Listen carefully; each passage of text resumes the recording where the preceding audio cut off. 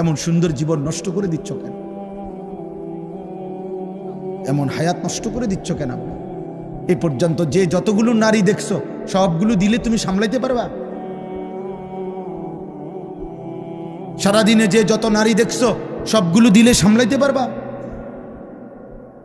তাইলে এত নারী দিয়ে করবা কি? এত নারী দিয়ে করবা কি বাপ? এত নর্তকী দিয়ে তুমি করবা কি? নর্তকীর কাছে তো কিছু নাই বাবা। মোবাইলেই যে নারী তার ছবি দিয়ে লাইছে, নাটকেই যে নারী তার ছবি দিয়ে ফেলছে, এই বাপ তার কাছে তো আর কিছু নাই। যা ছিল সে তো পয়সার মূল্যে বিক্রি করে দিছে। ওর কাছে তো কিছু নাই। ওর হাসি তো ধোকা, ওর দেহ তো ধোকা, ওর রূপ যৌবন তো ধোকা। বেহায়া নারী, বেপর্দা নারী, সে তো নিজের রূপ আর যৌবন ফেরি করে দিছে। সে তো খোলা মাঠে ছেড়ে দিছে যে বুড়া জোয়ান, আতুর, লুলা, পঙ্গু, প্যারালাইজড, অসল, যায় পারো আমারে দেখো, তুমি দেখলেই আমার পয়সা আইয়ে। তাহলে সে তো পয়সার জন্য নিজের শরীর প্রদর্শন করছে, তোমার জন্য না। তোমার জন্য হলে তো একা তোমারে দেখাইতো, আর একা তো দেখায় এই জন্য স্ত্রী, হালাল এবং পবিত্র স্ত্রী, সে শুধু তার স্বামীর জন্যই সাজে। সে শুধু তার স্বামীর জন্যই সাজে। এজন্য নবী বলছে, ওই নারী নেককার নারী, ওই নারী পবিত্রা নারী, ওই নারী সতীসাধ্যী নারী, ওই নারী উত্তম নারী, ইজা নাজারা ইলাইহা সাররাতহু, যার স্বামী যখন তার দিকে তাকায় তো তার সৌন্দর্য দেখে, তার সাজগোজ দেখে, তার হাসি মাখা মুখ দেখে স্বামীর দিল শান্ত হয়েছে। নারী বলে তাকে নেককার নারী। আল্লাহর নবী বলছে, মাস্তাফাদাল মুমিন বাদা তাকওয়াল্লাহ খায়রান লাহু আল মারআতুস সালিহা। নবীজি বলছে, আল্লাহর এই পৃথিবীতে তাকওয়ার পরে ঈমান, ইসলাম, নামাজ, রোজা, বন্দিগি, এই ইবাদতের পরে কোন ব্যক্তি দুনিয়ার সর্বশ্রেষ্ঠতার যে অর্জন, সম্পদ, নেয়ামত, দুনিয়াবি যা সে পেল, তার মধ্যে সর্বশ্রেষ্ঠ নেয়ামত আল মারআতুস সালিহা, একজন সতী সাধ্যী পবিত্রা নেককার স্ত্রী। বিশ্বাস করে কেউ যদি একজন নেককার স্ত্রী না পায়, চরিত্রহীন স্ত্রী মিলে যায় কারো, সে শেষ। আর কেউ যদি নেককার একজন বিবি পায়, গোটা পৃথিবীর সবচেয়ে বড় নিয়ামত সেই পায়। এই পৃথিবীর বাকি সম্পদ কুটিবার পাওয়ার চাইতেও একজন পবিত্র, নেককার, চরিত্রবান, পর্দানসীন, সতী সাধ্যী স্ত্রী মিলে যাওয়া, আল্লাহর কসম, এটা জীবনের সবচেয়ে বড় প্রশান্তি, সবচেয়ে বড় আনন্দ, সবচেয়ে বড় সান্ত্বনা। আর সেটা মিলবে না বাপ। আমার আব্বা একটা ছেলেকে বলি, এই লাগাতার অব্যাহত নারী দেখলে, ছবি দেখলে, জিনা ব্যভিচারের দৃশ্য দেখলে পবিত্র নারী মিলবে না।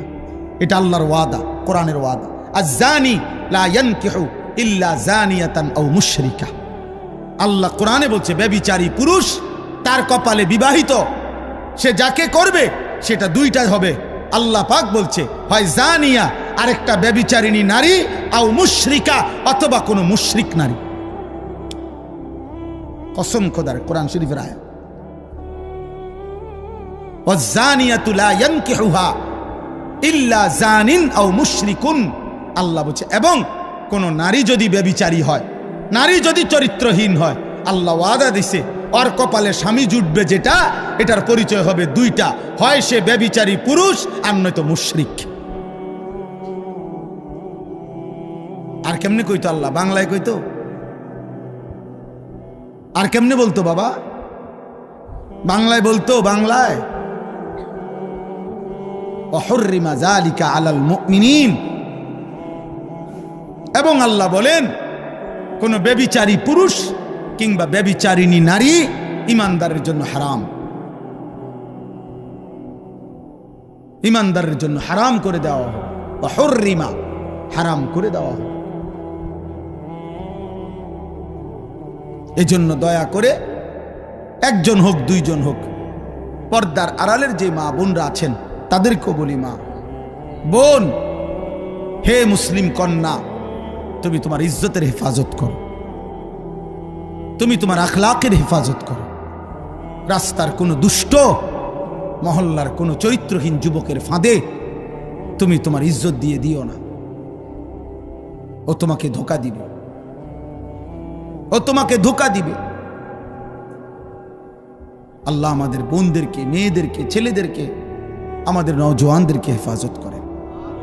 অতএব বাপ, আমরা একটা আশা করি, এটা আর কি ভাবি, যে এই ছেলে পেলেদেরকে ওরা বেশি পরিমাণ গুনার মধ্যে পাগল বানায় ফেলছে। ওদের চুল, চেহারা, লেবাস, পোশাক, আখলাক, মোবাইল, নারী, অসভ্যতা, অশ্লীলতা সবার সামনে। আপনি এটা বিবেক দিয়া ভাববেন। কিরে বাবা আছে, দাদা আছে, এলাকার মানুষ আছে, চারিদিকে মসজিদ, যেই গল্লি দিয়েই সে হাঁটুক ওই গল্লি দিয়েই একটা না একটা মসজিদ আছে, কিন্তু কোনো কিছু তার একটু লজ্জাবোধও করে না। কিরে তার বাবা কই, নলে মা কই? আমি জীবনে একবার একটা টুপি, 4টা ফুল মাঝখান দিয়ে 4 যেখানে রঙিন 4টা ফুলওয়ালা একটা টুপি পরছিলাম জীবনে একবার। আমার আব্বা বাসায় যাওয়ার পরে আমার মারে বলছে, মায় আমার মাথার থেকে সে টুপিটা খোলায় ফেলছে। বলছে, ফুত তোর আব্বা বলছে যে তোর বাবাই জীবনে কোনোদিন সাদা টুপি ছাড়া অন্য কোনো টুপি পরে নাই, তোরে নিষেধ করছে টুপি পরতি না, খোল এটা। আর কোনোদিন পরি নাই, আর কসম খোদার আর কোনোদিন পরি না। হ্যাঁ হ্যাঁ, আমি জীবনে একবার শুধু আমার আব্বারে বলছিলাম, আব্বা আমি শুধু এই মাদ্রাসায় পড়তাম না, আমার আরেকটা মাদ্রাসা ভর্তি করাই দেন। আমার আব্বা বলছে, ফুত পরের লোকমা ভাত আমার ঘরে খাইও না, তুমি যাও যেখানে মন চায়, পড়লে পড়ো, না পড়লে না পাও, কিন্তু আর এক লোকমা ভাত আমার ঘরে খাইও না। আমি কানতে কানতে ঠিকই মাদ্রাসায় চলে গেছি। তাহলে আমার বলার উদ্দেশ্য হলো, আপনারাই ভাবেন আপনাদের পরিবার, সন্তান এইভাবে লাগাম ছাড়া, হাত ছাড়া হয়ে গেল কেন? এটা কি কোনো কথা হইতে পারে যে একজন মুসলিম ছেলে অথচ তার চুল মুশরিকের মতো? এটা কি একটা কথা হইতে পারে যে একটা মুসলিম ছেলে খোদার 365 দিনে একদিনও ফজরের নামাজ পড়বে না? কোনোদিনও না। এটা মেনে নেওয়ার মতো বিষয়। বাস তোমরা একটা ছেলে বিবেক থাকলে তোমরা বলো ভাই, এজন্য তোমরা ফজরের ক্যাম্পেইন করো। তোমাদের কাছে যুবক বলি, একটা ছেলে হলেও তুমি নিয়ত করো যে আমি ফজর পড়ব, আমি অন্যকে ফজরের জন্য ডাকবো। আমরা একটা ক্যাম্পেইন কাজ করি, ফজর ক্যাম্পেইন। আমাদের একটা মেহনত আছে সারা দেশে, আলহামদুলিল্লাহ। আমাদের অনেক যুবক আছে যারা ফজরের জন্য বন্ধুদেরকে ডাকে, আলহামদুলিল্লাহ। গতকালকেও আমার মাদ্রাসায় এরকম এক বয়সী 14, 16, 17 বছরের প্রায় 87 জন ছেলে এক ধরনের ফজর ক্যাম্পেইনের গেঞ্জি গায়ে ওরা আমার সাথে এসে দেখা করে গেছে। ওরা এক বয়সী আলহামদুলিল্লাহ ফজরের জন্য বন্ধুদেরকে ডাকে। প্রিয় ভাই, সবাই মিলে একসাথে নষ্ট হয়ে গেলে হইতো না, এই জাতি টিকবে না, আমাদের ভবিষ্যৎ কষ্টের হবে। আমাদের ভবিষ্যৎ 1948 সাল থেকে দিনে রক্ত ঝরছে, আজকে প্রায় 77 বছর, এখনো মুসলমান নিরাপত্তা পায় না। 1947 সাল থেকে কাশ্মীরের মুসলমান নির্যাতিত, আজকে প্রায় 78 বছর, এখনো নিরাপত্তা পায় না। 1964 সাল থেকে রোহিঙ্গা মুসলমান নির্যাতিত, আজকে প্রায় 61 বছর, এখনো নিরাপত্তা পায় না। তোমরা বাড়াবাড়ি করো না, আমি অনুরোধ করলাম। আমার বাবাদের কাছে আমার অনুরোধ, আপনারা প্রত্যেকেই আপনাদের সন্তানের দিকে ফিরান। আল্লাহ তাআলা নিষেধ করছে গান, বাদ্য, গায়িকা, নায়িকা, নারী এর ফাঁদে না পড়তে। ইমামে আজম আবু হানিফা বলছে, সিমাউল আগানি ফিসকুন, গান বাদ্য এটা প্রকাশ্য পাপ, অত্তালাজ্জুযু বিহা কুফরুন। আহা, এটা সাংঘাতিক কথা। গান বাদ্য শুনে যদি কেউ মজা পায়, স্বাদ পায়, গান শুনে যদি কেউ তাল মারে, মনে করেন বলল, হাত নাড়লো, অনেক মানুষ আছে ছেলে এরকম করে, মনে করেন এমন হাতের তাল মানে না, এরপরে হাত শরীর ঘুরলো, মনে করেন যেখানে আছে ওখানে বাড়ি দিল, পায়ের মধ্যে নুপুরের মতো পাও নাড়াইলো গানের তালে তালে। আল্লাহর কসম, আমাদের ইমাম আবু হানিফা তিনি বলছেন এটা গান শুনে বাদ্যের তালে তালে যদি কেউ মজা পায় এটা কুফরি কুফরি কুফরি। আহা, যদি ঈমান হারা হয়ে কবরে যায় চিরস্থায়ী জাহান্নাম, চিরস্থায়ী জাহান্নাম। আমাদের রাসূলুল্লাহ সাল্লাল্লাহু আলাইহি সাল্লাম হাদিসে বলছেন আমালুকুম উম্মালুকুম, অর্থ হলো তোমাদের আমল, তোমাদের কর্ম তোমাদের শাসক। অর্থাৎ আমাদের আচরণ, আমাদের আমল আমাদের শাসক বানায়।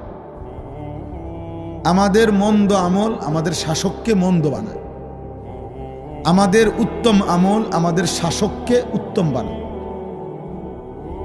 তো বাস্তবতা হলো আমরা প্রতিনিয়ত আমরা রাষ্ট্র আপনার পদস্থ ব্যক্তিকে পরবারে দোষারোপ করি, আমাদেরও তো আখলাকের কি হালাত, আমাদের আখলাকের কি হালাত।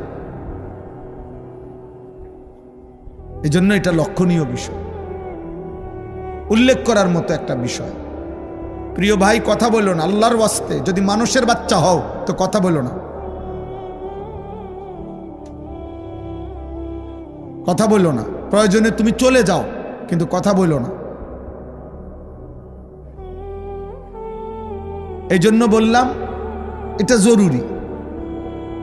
আমরা যদি একজন মুসলমানের জন্য জায়গা ছাড়তে না পারি তো আমাদের আখলাক হলো কেমন এটা বলেন? এই জন্য দয়া করে প্রত্যেকেই চুপ করে মনোযোগ দিয়ে আসুন। যে যখন উঠতে মন চায়, আমার একের সামনের ব্যক্তিও কোনো অসুবিধা না, আমার কোনো আপত্তি নেই। আমি এই ক্ষেত্রে একটু আগের থেকে ভিন্ন রকম, সংখ্যার উপরে কখনোই ভিত্তি করি না। এই দেবিদ্বারের গলিতে গলিতে আমি বহু মাহফিল করছি, তো 20 জন 50 জন 100 জন 200 জন মানুষের সামনেও কথা বলছি, কোনো অসুবিধা নেই, এটা কোনো বিষয় না। অতএব দয়া করে সকল ছেলে, আমার ছোট ভাই হাফেজ মাওলানা আতিকুর রহমান আশরাফি ও আমার আপন ছোট ভাই, তো লম্বা সময় বয়ান করছে, কিন্তু ও লাস্টে বলছে, আপনারা শুনছেন, ছেলেরা তোমরাও শুনছো, যে মোবাইল হাতে ধরে ভিডিও বা রেকর্ড করলে আমি এটা পছন্দ করি না, এটা আমি মেনে নিতে পারি না, আমার পক্ষ থেকে এটা স্পষ্ট নিষেধ। অতএব আপনি যদি বাংলা বুঝে থাকেন তাহলে আপনি কষ্ট করে চলে গেলে ভালো। দেখেন কেমন অসভ্য, দেখছেন, মানে এরপরও মোবাইলটা ধরে রাখছে। হ্যাঁ হ্যাঁ, লজ্জা থাকা উচিত ভাইয়া। আমি ব্যক্তিগতভাবে ছাড় দেওয়ার মানুষ না, কারণ আগে তো বলা হয়েছে, এটা আমি বললাম, তাহলে গাদ্দারি করার কি আছে? এটা কেন এতটা কঠোর কেন? আমার এটা একটা পরীক্ষিত আমল, আমার এটা অভিজ্ঞতা, এটা এবং এটা মনোবিজ্ঞানের কথা। মানুষের অন্তর একই মুহূর্তে দুই জিনিস ভাবতে পারে না। তো কারো অন্তরে যদি মোবাইলটা হাতে থাকে, তার দিলে সারাক্ষণ মোবাইলের আসক্তি থাকে, মানে এটার কথা মনে পড়ে, ঠিক মতো উঠতেছে কিনা, এটারে আগায় পিচ্ছায় কমায়, ছোট করে বড় করে, ফলে বেচারা মোবাইলের প্রতি তার পুরাপুরি মনোযোগ থাকে, ফলে নিজের দিলে কিছু ঢোকে না, ও আর কিছুই বোঝে না। তাহলে এরকম যদি 1 লক্ষ ওয়াজও কেউ মোবাইলে উঠায়, তাহলে তার আখিরাতের কি ফায়দা হবে বলে? আখিরাতের অর্জনটা কি হবে? ইনসাফ করে বলে। কোন বক্তার সাথে যদি কারো ছবি থাকে একটা, কি হবে এতে? আখিরাতের কি অর্জন